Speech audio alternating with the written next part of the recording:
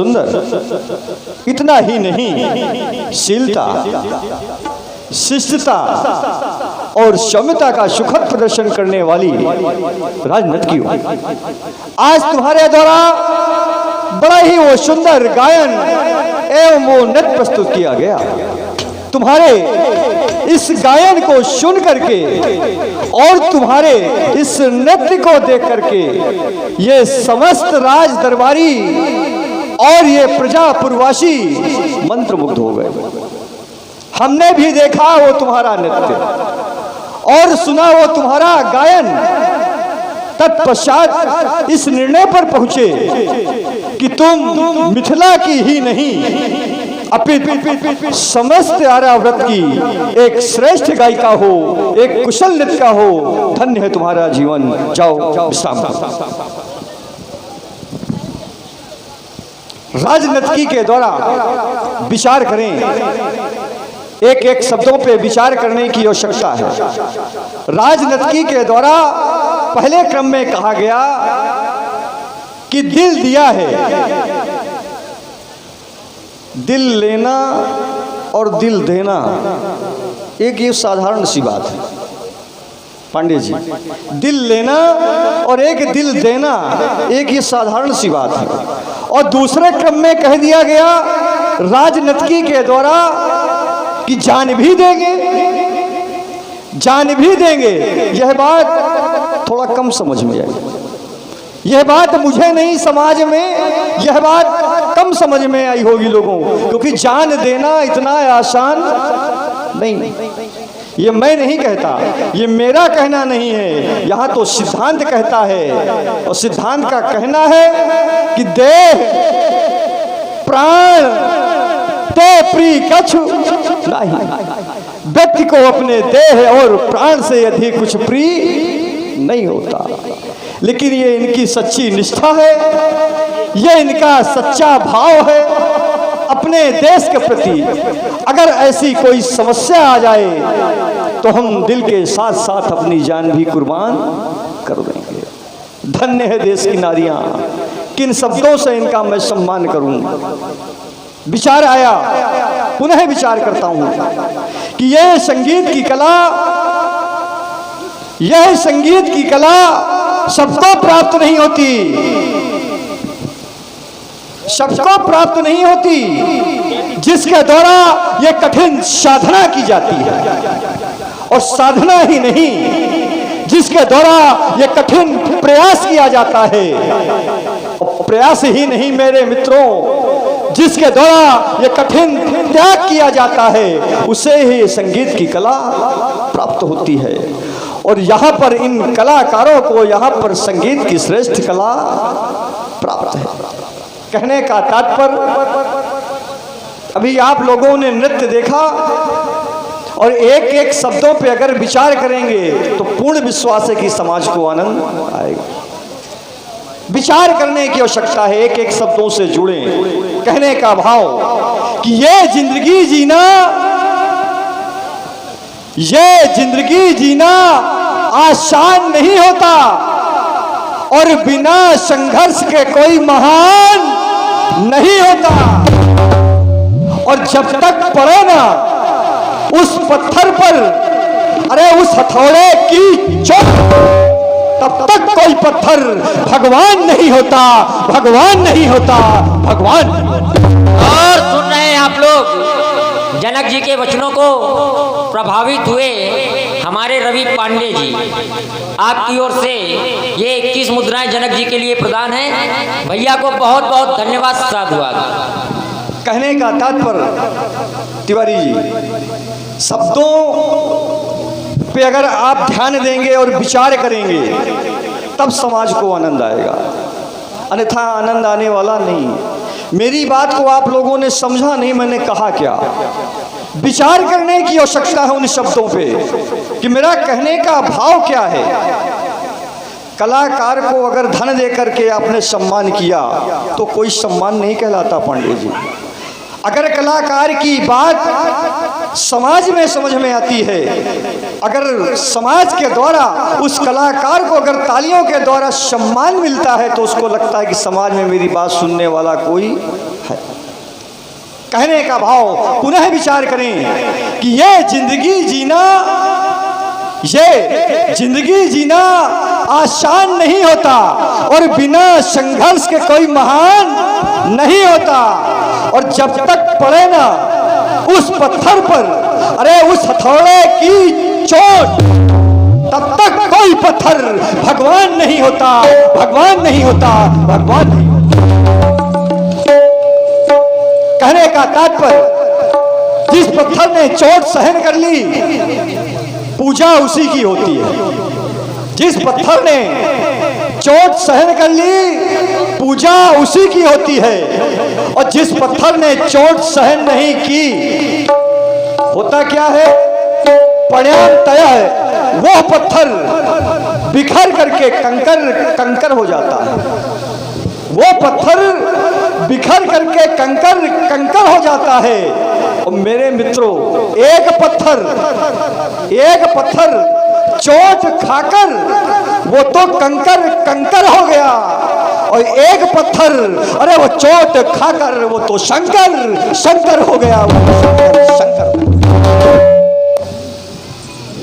लेकिन आजकल लोगों की मानसिकता हो गई है, आजकल लोगों की मानसिकता हो गई है। मानसिकता क्या हो गई है कि आजकल लोग अपना काम चलाने के लिए एक दूसरे से नाता जोड़ के रखते हैं। और आप हैं अभिषेक प्रजापति जी, ढकोली निवासी, आपकी ओर से ये एकादश मुद्राएं जनक जी के लिए प्रदान है। और साथ में आप हैं अविनाश प्रजापति, आपकी ओर से भी ये एकादश मुद्राएं जनक जी के लिए प्रदान है। बहुत बहुत धन्यवाद। बैठो ही माताओं, विचार करना एक एक शब्दों पे। आजकल कोई किसी से रिश्ता रखता है तो अपना काम चलाने के लिए, अपना काम निकालने के लिए। ऐसा कोई घर नहीं होगा जिस घर में परमात्मा का वास ना हो। विचार करिएगा, ऐसा कोई घर नहीं होगा जिस घर में परमात्मा का वास ना हो। और परमात्मा के रूप में आपके घर में तीन साक्षात परमात्मा है। अगर कह दिया जाए कि आप उस परमात्मा की पूजा करते हैं, आप उनको प्रणाम करते हैं, आप उनको मानते हैं, तो मानते हैं सिर्फ अपना काम चलाने के लिए, अन्यथा आप मानते नहीं। कौन कौन परमात्मा, मैं आपको प्रमाण देता हूं।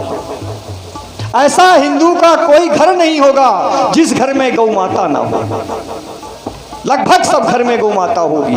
और ऐसा घर कोई नहीं होगा जिस घर में माता और पिता ना। तो गाय न जानिए ढोर, गाय को आप लोग ढोर नहीं जानिए, गाय तो साक्षात परमात्मा का वास होता है गाय में। तो गाय न जानिए ढोर, और माता पिता ये नहीं है मनुष्य, ये हैं तीनों नंद किशोर, ये हैं तीनों नंद किशोर। लेकिन आजकल क्या है कि अपना काम चलाने के लिए लोग एक दूसरे को मानते हैं, अन्यथा मानने वाला नहीं। विचार करना। आप लोग सुन रहे हैं श्री जनक जी की वाणी को, और इधर प्रभावित है हमारे जो बड़ी सुंदर हमारी साउंड सर्विस आप लोग सुन रहे हैं, जो चुरियाली समयानत से पधारे हैं भाई धीरज साउंड सर्विस, विलय पीओपी की तरफ से भाई 11 पुष्पमुद्रा भेंट है जनक जी महाराज को। बहुत बहुत धन्यवाद। कहते हैं कि पुत्र को आपने कितना भी धन इकट्ठा करके दे दीजिए, आप कितना भी धन इकट्ठा करके दे दीजिए, अगर पुत्र चाहेगा तो उस धन को 2 मिनट में नष्ट कर देगा।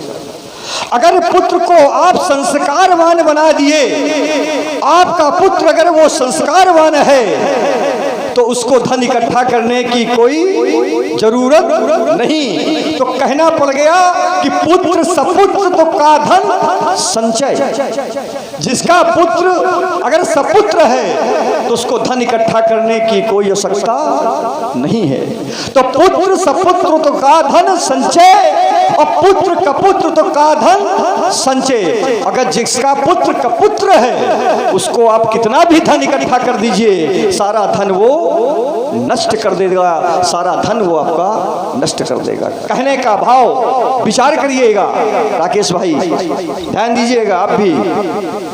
कहते हैं कि जो पिता अपने पुत्र को बड़े अरमानों के साथ लालन पालन किया करता है, जो पुत्र अपने पिता के चरणों को स्पर्श करता है, वह पुत्र कभी संपत्तिहीन नहीं हो सकता। जो पुत्र अपने पिता के चरणों को स्पर्श करता है वो भी सच्चे भाव से, वह पुत्र कभी संपत्तिहीन नहीं हो सकता। और जो पुत्र अपने माता के चरणों को स्पर्श करता है वह पुत्र कभी ममताहीन नहीं हो सकता।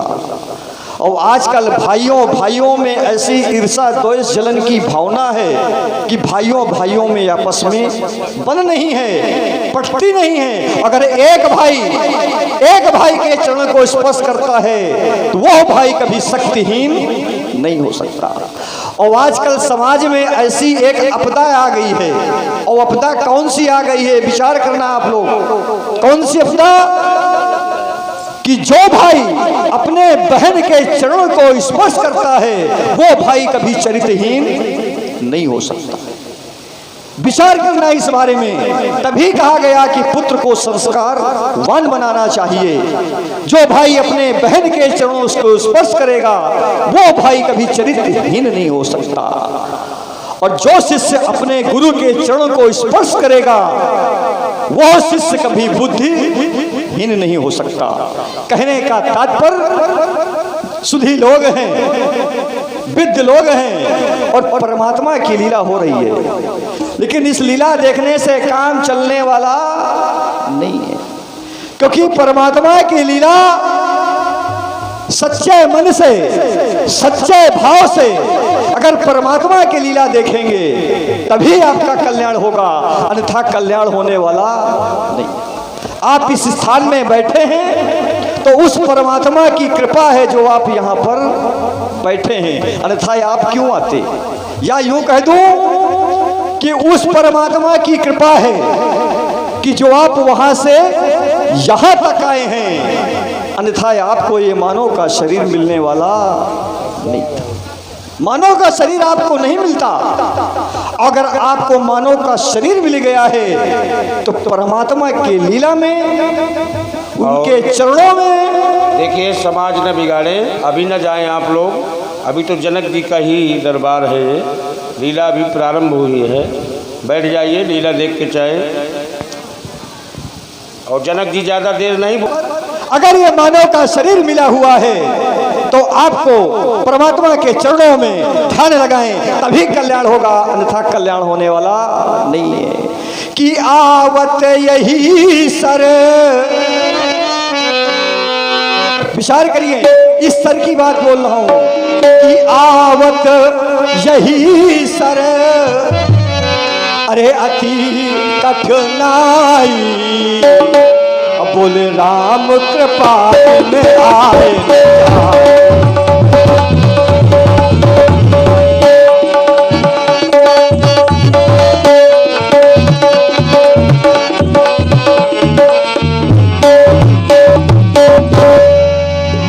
फिर विचार करता हूँ, व्यास जी का इशारा मिल चुका है कि मेरी मिथिला कैसी मेरी मिथिला है। यहाँ तो सारे ज्ञानी हैं, यहाँ क्या समझाना है। और मिथिला कैसी कि अरे पुर नर नारे, मेरे मिथिला में कैसे लोग रहते हैं कि पुर नर नारे, अरे सुभग सुचि संता और धर्मशील ज्ञानी गुणवंत।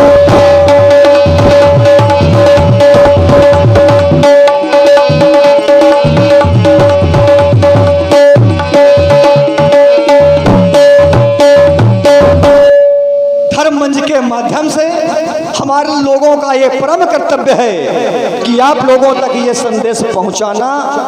आप माने या ना माने वो आपकी व्यवस्था है कि कर्म प्रधान जो व्यक्ति जैसा करेगा उसको वैसा ही फल मिलेगा। तो इसलिए तभी कह रहे हैं कि परमात्मा की लीला देख रहे हैं तो अपना मन यहाँ लगाएं कि कर्म प्रधान अरे विश्व रची राखा और जो जस करे तो तस फल चाहा।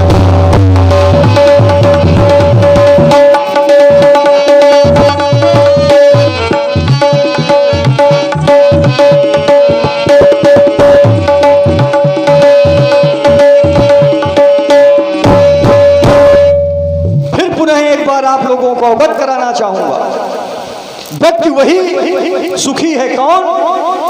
जो परमात्मा का दास है। और संसार में सुखी कोई नहीं है। कौन नहीं सुखी?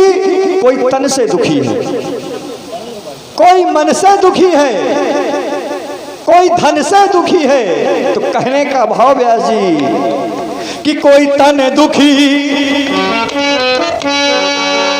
देखिए संसार में किन किन लोगों को दुख मिलता है, और ऐसा है कि कोई तन दुखी, कोई मन दुखी, तो कोई धन बिन रहत उदास।